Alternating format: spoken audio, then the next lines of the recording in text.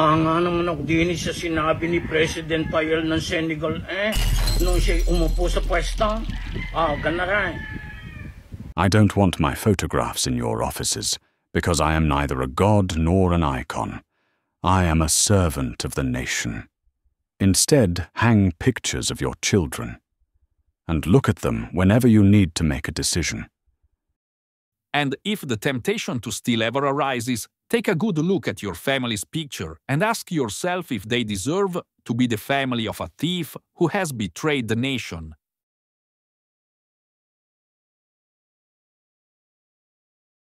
Hindi ko talaga ninanais na ang larawan ko ay ilagay ninyo sa inyong mga opisina dahil hindi naman ako Diyos, ni hindi rin ako isang idolo.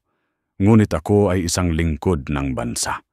Sa halip, ilagay ninyo ang mga larawan ng inyong mga anak upang matitigan ninyo sila sa tuwing kayo ay magdedesisyon. At kung kailanman ay sumagi sa isip mong magnakaw, tingnan mong mabuti ang larawan ng iyong pamilya at itanong sa iyong sarili kung nararapat ba silang maging pamilya ng isang magnanakaw na nagtaksil sa bayan.